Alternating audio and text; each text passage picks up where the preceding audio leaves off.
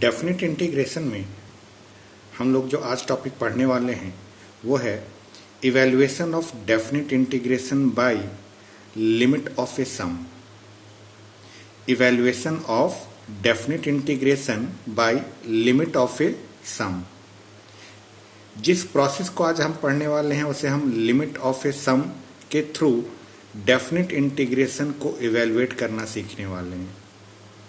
Limit of a sum कहा जाए या इसे कई बार हम फर्स्ट प्रिंसिपल के नाम से भी जानते हैं। Evaluation of definite integration by first principle. Evaluation of definite integration by limit of a sum कहा जाए या evaluation of a definite integration by first principle कहा जाए या कहीं कहीं पर इसी को evaluation of definite integration by limit of infinite series के नाम से भी जाना जाता है। तीन नाम हैं।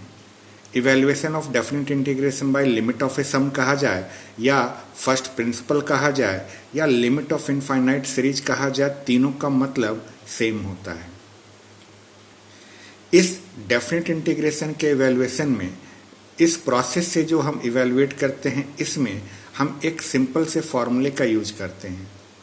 सिंपल सा ये फॉर्मूला जो है वो हमारे डेफिनेट इंटीग्रेशन के चैप्टर को हमारे नेक्स्ट चैप्टर, हम जो इसके बाद नेक्स्ट चैप्टर पढ़ने वाले हैं area under the curve, area under the curve के चैप्टर को समझने के लिए हमें डेफिनेट इंटीग्रेशन को लिमिट ऑफ ए सम के थ्रू समझना बहुत ज़रूरी है।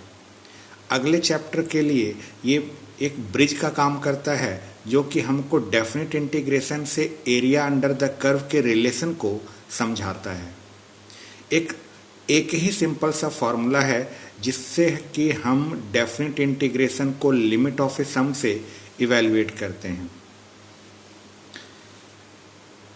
हमने डेफिनेट इंटीग्रेशन में पढ़ा था कि डेफिनेट इंटीग्रेशन को जो लिखा जाता है वो इस तरह से लिमिट के विद इन लिखा जाता है। इसे हम लोअर लिमिट पढ़ते हैं, इसे हम अपर लिमिट पढ़ते हैं और ये हमारा वो फंक्शन है जिसे हम इंटीग्रेट करने वाले हैं। Limit a to b fx dx। अब डेफिनेट इंटीग्रेशन में अगर हम लिमिट a से b fx dx को लिमिट ऑफ ए सम या फर्स्ट प्रिंसिपल या लिमिट ऑफ इनफाइनाइट सीरीज के फॉर्मूले के रूप में देखें तो इसका बस सिंपल एक ही ये फॉर्मूला होता है।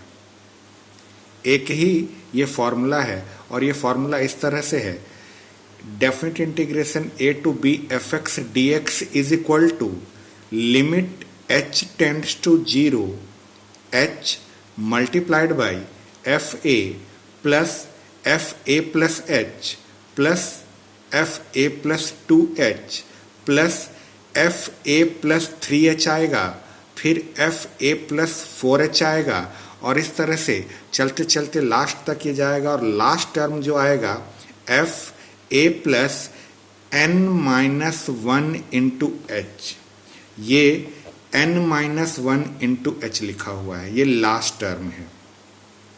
बस यही एक फॉर्मूला होता है जिससे कि हम लिमिट ऑफ ए सम या फर्स्ट प्रिंसिपल या लिमिट ऑफ इनफाइनाइट सीरीज के नाम से जानते हैं और इसी फॉर्मूले से हम डेफिनेट इंटीग्रेशन को इवैल्यूएट करते हैं। ये फॉर्मूला कहाँ से बना है इसके लिए हम अगले वीडियो में बात करेंगे कि आखिर ये फॉर्मूला डिराइव कैसे हुआ। इस फॉर्मूले का डेरिवेशन जो है वो हमको एरिया अंडर कर्व के चैप्टर से रिलेट करता है। फिलहाल अभी हम बात करते हैं इस फॉर्मूले की कि यही एक फॉर्मूला है जिससे कि हम डेफिनेट इंटीग्रेशन को लिमिट ऑफ ए सम के थ्रू इवैल्यूएट करते हैं। इस फॉर्मूले को यूज करने से पहले 11th क्लास में हमने कुछ फॉर्मूले पढ़े हुए हैं, आइए उन फॉर्मूलों को एक बार देख लें। 11th क्लास में हमने सम ऑफ n टर्म्स पढ़ा हुआ है। सम ऑफ n टर्म्स में हमने 1 plus 2 plus 3 plus 4 plus dash dash dash up to n इसका सम निकाला हुआ है और ये होता है n इंटू n प्लस 1/2।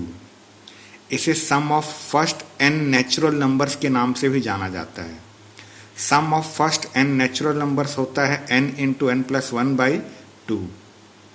इसी में जो सेकंड फार्मूला है 1 का स्क्वायर प्लस 2 का स्क्वायर प्लस 3 का स्क्वायर प्लस 4 का square plus dash dash dash plus n square, ये अपने आप में होता है n into n plus 1 into 2n plus 1 whole divided by 6। इसे हम sum of squares of first n natural number के नाम से भी जानते हैं। Sum of square of first n natural numbers.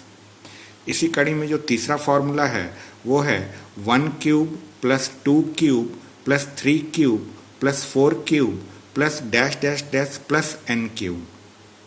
इसका फॉर्मूला होता है n square into n plus 1 का होल स्क्वायर अपॉन 4। ये फॉर्मूला और कुछ नहीं, इस फॉर्मूले का होल स्क्वायर होता है। एक बड़ा सा ब्रैकेट लगाकर यहाँ पर होल स्क्वायर लगा दिया जाए तो वो हमारा क्यूब का फॉर्मूला बन जाता है। इसे हम sum of cube of first n natural number के नाम से भी जानते हैं।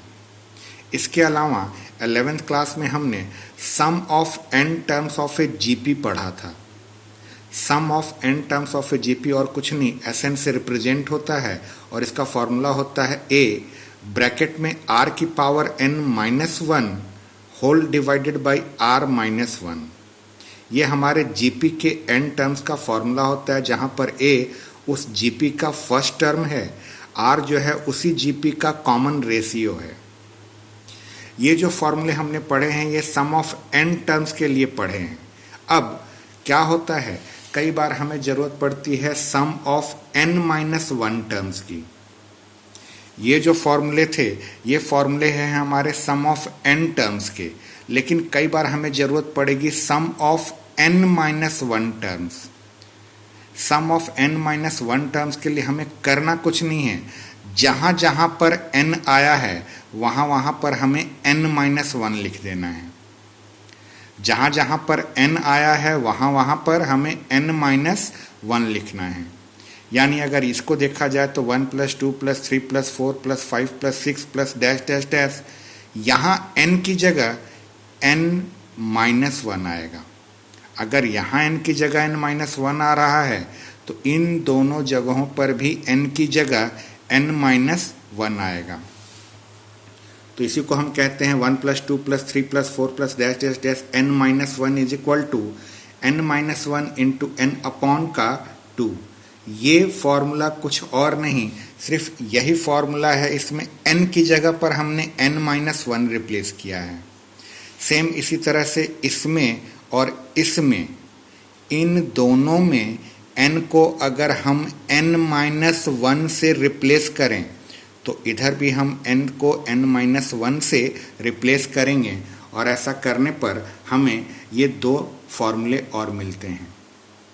ये जो फॉर्मूले हैं ये सम ऑफ n माइनस 1 टर्म्स के फॉर्मूले हैं। इन फॉर्मूलों की हमें लिमिट ऑफ ए सम के क्वेश्चंस में ज़रूरत पड़ती है। इन फॉर्मूलों को आप अच्छे से समझ लीजिए, इसकी ज़रूरत हमें पड़ेगी।